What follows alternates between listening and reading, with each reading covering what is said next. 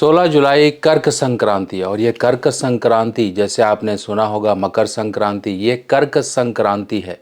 कर्क संक्रांति उसी तरह से जिस प्रकार से सूर्य देव जब मकर संक्रांति यानी कि मकर में प्रवेश करते हैं तब वो समय एक अहम माना जाता है, एक बहुत ही कहते हैं कि पावरफुल समय होता है। पर ये जब सूर्य कर्क राशि में प्रवेश करते हैं तब ये कहलाती है दक्षिणायन संक्रांति, यानी कि दक्षिणायन यहाँ से शुरू हो जाता है। जैसा कि हम जानते हैं दो अयन हैं, उत्तरायण और दक्षिणायन, यानी कि उत्तरायण देवताओं की दिन है, देवताओं का एक उजाला पक्ष है, और दक्षिणायन देवताओं का एक अंधेरा पक्ष है। इस अंधेरे पक्ष में शास्त्रों में ये तक कहा गया है कि इस समय में गति नहीं होती व्यक्ति की, अगर उसके प्राण निकलते हैं। इसी वजह से भीष्म पितामह जी ने अपने प्राण रोक के रखे, क्योंकि उनको इच्छा मृत्यु का वरदान था। उन्होंने उत्तरायण तक की प्रतीक्षा करी ताकि उनकी अधोगति ना हो, उनकी जो एक आत्मा है वो उच्च कुल में उच्च स्थान प्राप्त कर सके। ये समय कुछ खास राशि वालों के लिए बहुत ही ज़्यादा प्रभावशाली है। आपको कुछ उपाय करने हैं। क्या इस समय में आपको ऐसे उपाय करने हैं कि अधोगति, या फिर हम अपनी, अगर मान लीजिए कोई ऐसा है जिसको ये भय है कि मेरी आत्मा अगर इस समय में देह त्यागती है तो मेरी कहीं अधोगति ना हो जाए, मुझे श्री हरि भक्ति और श्री हरि चरणों में स्थान मिल जाए, कौन कौन से ऐसे उपाय हैं, किस राशि को किस तरह का उपाय करना, आज मैं इसकी जानकारी आपको देने वाला हूं। शास्त्रों में इसके बारे में क्या कहा गया उसकी भी जानकारी आपको मिलेगी। तो इस दक्षिणायन संक्रांति यानी कि कर्क संक्रांति को बिल्कुल भी हल्के में मत लीजिए, ये बहुत ही प्रभावशाली है आपके लिए। और ये समय एक समय से ऐसा समय स्टार्ट हुआ है जिसे dark face of the gods कहा जाता है। डार्क फेस ऑफ गॉड्स यानी कि डार्क नाइट्स, देवताओं की रात्रि है। अब रात्रि में हमें क्या है, देखिए इस समय में असुरी शक्तियाँ और नेगेटिव शक्तियों का प्रभाव ज़्यादा बढ़ जाता है। तब ऐसे समय में आपके जीवन में क्या क्या परेशानियाँ आ सकती हैं, ये सब आपको जानना ज़रूरी है। जो चीज़ें कई बार ऐसी होती हैं, हो सकता है सोशल मीडिया के थ्रू नहीं पता लगी हैं, पर उनका प्रभाव होता है। और वो प्रभाव क्या है, जब आपको पूरे तथ्यों के साथ पता लगेगा तब आप कहोगे सचमुच में कुछ ना कुछ तो मेरे जीवन में परेशानियों का कारण ये भी हो सकता है, ये भी हो सकता है। क्योंकि हम उस तरह से जानकार नहीं हैं, वो हमारे पास ज्ञान नहीं है, वो हमारे पास जानकारियाँ नहीं हैं कि हाँ हमें पता है कि आगे गड्ढा है तो हम संभल कर चलें।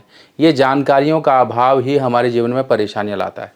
अब समझिए कि जनवरी से लेके ये जून जुलाई तक का एक समय जो होता है ना, ये एक उत्तरायण फेस होता है, यानी कि दो अयन होते हैं, उत्तरायण और दक्षिणायन। अब जनवरी से जून जुलाई तक का फेस है, यह आपका उत्तरायण होता है। अब जैसे ही कर्क राशि में आते हैं सूर्य महाराज, ये जून जुलाई के आसपास आ जाते हैं। वैसे तो 21 जुलाई भी कई बार सुनने में मिलता है, पर आपको ये 16 जुलाई को इस बार सूर्य महाराज का यहाँ पर एक राशि परिवर्तन हो रहा है। ये हो रहा है कर्क राशि में 16 जुलाई को। अब इसका जो पुण्य काल है, यानी कि कुछ करने के समय है, दोपहर के 12:33 से लेके शाम तक ये चलेगा।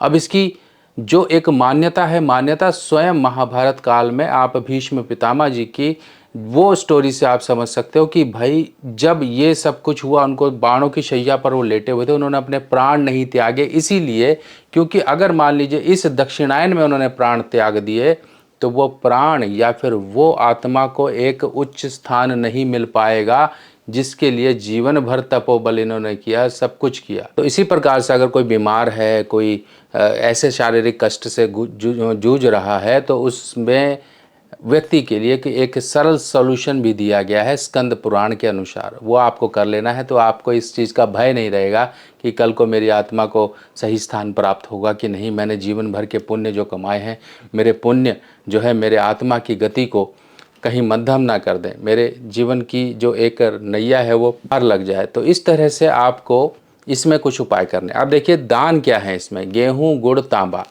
जो भी राहु से परेशान है, कुंडली में सूर्य ग्रहण है, कुंडली में सूर्य खराब है, आपके करियर को लेकर दिक्कत परेशानी है, तो इस समय में एक तांबे की यानी कि कॉपर की प्लेट लीजिए, उसमें गेहूं, वीट, होल वीट, गुड़ यानी कि जैगरी आप वो रखिए, और रख कर परिवार के जितने लोग हैं सभी लोग उसमें हाथ लगा के ओम नमो भगवते वासुदेवाय विष्णु जी का ध्यान करके आप ये दान कर दीजिए। या फिर वो व्यक्ति अपनी अलग से स्पेशल दान करे जो इस महापीड़ा से गुजर रहा है, उसकी कुंडली में राहु का दोष है, उसकी कुंडली में राहु पहले घर में है, या सूर्य राहु का एक ग्रहण दोष है, अगर वो शनि की साढ़े सती वगैरह से गुजर रहा है तो उसको ये तांबे का दान करना है। दोपहर को लेके पूरा शाम तक का समय है, पूरे समय में आप कर सकते हो, कोई इसमें लिमिटेशन नहीं है। ये दक्षिणायन जो फेस होता है, इस समय में असुरी शक्तियां बढ़ जाती हैं, तो अपनी असुरी शक्तियों को काबू रखना बहुत ज़रूरी है। अपनी उन इच्छाओं को, गलत हैबिट्स को हमें काबू रखना बहुत ज़रूरी है। एक बात का ध्यान रखिए, देवता और असुर दोनों एक ही पिता की संतान हैं, यानी कि ऋषि कश्यप से उत्पन्न हुए हैं देवता और असुर। कैसे? जिन्होंने जो है किसी तरह से मार्गदर्शन पाया, किसी तरह से गुरु सानिध्य में रहे, अच्छे आचरण में रहे, वो तो देवताओं के कुल में चले गए, देवता बन गए। और जिन्होंने अपने जीवन को निरर्थक बना लिया, किसी तरह से उन्होंने सही आचरण को फॉलो नहीं किया, गुरु का ज्ञान नहीं हासिल किया, उनके अंदर वो प्रवृत्तियाँ आनी शुरू हो गई जो असुरी प्रवृत्तियाँ होती हैं। वो एक असुर कुल में उनका जो है डिवीज़न बन गया। अब हम अपने जीवन में क्या चाहते हैं? हम असुर हम बनना चाहते हैं? नहीं, हम देवताओं की तरह उनका जो है अमृत जिस तरह से उन्होंने पाया, ज्ञान का, बुद्धि का, वो अमृत हमें भी मिले, हम भी अपने जीवन की परेशानियों को दूर करें। इसीलिए हमें मनुष्य योनि में जन्म मिला है। देवता भी मनुष्य योनि में आने को तरसते हैं ताकि धरती पर आकर वो अपने पुण्य कर्म कुछ इस तरह की चीज़ें कर सकें। पर हम मिला हुआ जन्म भी अगर ख़राब कर दें तो हमसे अच्छे तो जानवर हैं। तो सोचिए, हम जानवरों की श्रेणी में क्यों आ रहे हैं? जानवर यानी कि जिनको वो बंधे हुए हैं कि भाई उनको तो जानवर का जन्म मिल गया, पशु का जन्म मिल गया, और हमको एक मनुष्य का, एक उच्च कुल का, एक उच्च कोटि का, सर्वश्रेष्ठ कोटि का जन्म मिलने के बाद भी हम अपने इस जन्म को बेकार कर रहे हैं। इस बात का ध्यान रखना है। अच्छे से उसको गुरु ज्ञान और अपने गुरु सानिध्य में अपने अंदर अच्छे आचरण को, भगवत जो है कृपा अपने अंदर जागृत करिए ताकि एक नेगेटिव चीज़ें हैं बाहर निकल सकें। परेशानियां हैं जीवन की तभी कम होंगी जब हम अपने अंदर से, अपने घर से, अपने वातावरण से नेगेटिव शक्तियों को दूर रखेंगे। अब इस समय में देखिए क्या है, मेन तो आपको दान समझ लिया आपने। अगर आपकी कुंडली में सूर्य कमज़ोर हैं, सूर्य खराब हैं, तो वो लोग, खासकर जो लोग सूर्य की कमज़ोरी महसूस कर रहे हैं, सेहत खराब रहती है, वो लोग माणिक रत्न को धारण कर सकते हैं इस समय में। अब एक बात और समझिए, इस समय में कोई भी शुभ कार्य जो है वो वर्जित हो जाते हैं। शुभ कार्य जितने भी होते हैं, बड़े बड़े जो भी होते हैं, सब के सब वर्जित हो जाते हैं कि भाई नहीं करने की, देवताओं की रात्रि चल रही है, शयन कक्ष में है, आराम है। अब मान लीजिए ऐसे में आपको कोई परेशानी आती है, कुछ दिक्कत होती है, तब हम क्या देवताओं को याद करेंगे? क्या देवता हमारी वो प्रार्थना सुनेंगे? बिल्कुल सुनेंगे। अलग अलग स्वरूपों में, अलग अलग शक्तियों के रूप में विराजमान है देवता इस धरातल पर, उनकी शक्तियां हैं। तो उन शक्तियों को हम जब याद करेंगे परेशानी में, तो वो शक्तियां हमारे लिए काम भी करेंगे। पर उन शक्तियों को बुलाने के लिए, याद करने के लिए, उनसे प्रार्थना और कृपा लेने के लिए हमें उस लायक अपने आप को बनाना पड़ेगा। तो इस बात का ध्यान रखना आपने। देखिए, जब कोई असुर भी, कहते हैं कि असुर भी अपने अंदर एक देव प्रवृत्तियां और अच्छे आचरण को लेकर आ जाता है तो उसे भी वरदान मिल जाता है। गयासुर के बारे में आपने सुना होगा। गया, जहाँ गया जी जब जाते हैं अपने पितरों का पिंडदान तर्पण, उनकी मुक्ति के लिए जाते हैं तो गया जी जाते हैं। वो एक असुर के, कहते हैं असुर है, वो असुर की एक बॉडी है जहाँ पर वो सब कुछ किया जाता है। असुर को यही वरदान मिला था श्री हरि विष्णु जी से कि मैं जिसको छूऊं, जो मुझे छुए वो अपने जीवन से पाप मुक्त हो जाए, सारे पाप खत्म हो जाए। तो इसी प्रकार से सोचिए, ऐसे कई असुर हुए जिन्होंने, अब श्री हरि विष्णु जी ने एक को और असुर दिया था। गंडकी नदी में आपने देखे होंगे जो शालिग्राम होते हैं उसके अंदर जो कीड़ा होता है, वो कीड़ा ही एक असुर था, उसको भी वरदान मिल गया था। तो सोचिए, इस तरह से वो जो कीड़े की आकृति आपको अंदर चक्र दिखाई देता है, ये वही असुर है। तो असुर ने कहा कि मैं आपको बहुत चाहता हूँ, मैं आपको बहुत प्रेम करता हूँ, मैंने आपकी भक्ति की, पर मैं आपको खाना चाहता हूँ, मैं इतना प्रेम करता हूँ। तो श्री हरि विष्णु जी ने उससे वरदान दे दिया कि तू मुझे खाएगा पत्थर स्वरूप में, यानी कि तेरे को इतना वरदान है, तेरी भक्ति से मैं इतना खुश हूँ, तो इसी वजह से तू अब मुझे पत्थर स्वरूप में, जब मैं शालिग्राम रूप लूँगा तब तू मेरे अंदर आकर मुझे खाएगा और वहाँ पर अपनी आकृति, अपनी जो है पहचान को छोड़ कर जाएगा। तो इस तरह से सोचिए कि कब भक्ति कहते हैं कि शक्ति के रूप में हमें प्राप्त हो जाए, वो एक संक्रांति ही होती है। देवताओं के सानिध्य में जुड़कर होना है, सब कुछ होना है। कि अगर आजकल के समय में अगर हम देखें तो सबसे ज़्यादा ताकत, अगर हम इतिहास को उठा के देखें, शास्त्रों को उठा के देखें, तो सबसे ज़्यादा ताकतवर संतानें किसकी हुई? वो सूर्य देव की हुई। तो सूर्य देव हमारे शरीर की ताकत भी है, हमारी अपनी ताकत भी है, सेहत भी है। तो इसलिए मजबूत रखिए सेहत को। आपको गेहूं गुड़ का दान करना है इस दिन, इस समय में दान पुण्य हो जाएगा। आपके पितरों के निमित्त जो है तर्पण हो जाएगा। तर्पण होता है इस समय में, पिंड दान नहीं होता है, तर्पण होता है। तो तर्पण आप करिए, अगर क्योंकि घर पर ही आपको करना है तो आप नॉर्मल विधि से कर सकते हैं। बाकी तीर्थ में जाते हैं तो प्रॉपर तरीके से पिंड दान इत्यादि तर्पण करिए।